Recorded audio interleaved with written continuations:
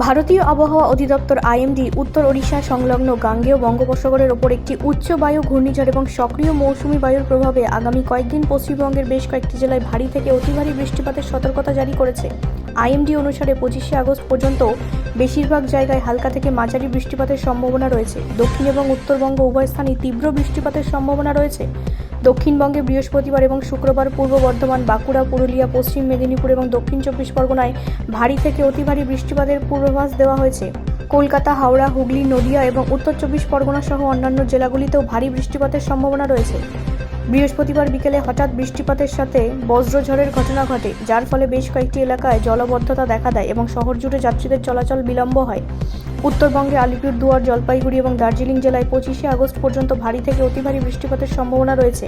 দার্জিলিং এবং কালিম্পংয়ের মতো পাহাড়ি এলাকায় ভূমিধসের সম্ভাবনা রয়েছে। বিভাগটি 21 থেকে 23শে আগস্টের মধ্যে উত্তর বঙ্গোপসাগর এবং পশ্চিমবঙ্গ উপকূলে ঝোড়ো আবহাওয়ার পাশাপাশি অনেক জেলায় বজ্রপাত, 30 থেকে 40 কিলোমিটার বেগে ঝোড়ো হওয়ার সতর্কতা জারি করেছে। এই সময়কালে জেলেদের সমুদ্রে না যাওয়ার পরামর্শ দেওয়া হয়েছে। ব্যুরো রিপোর্ট, রাষ্ট্রীয় প্রসার বাংলা।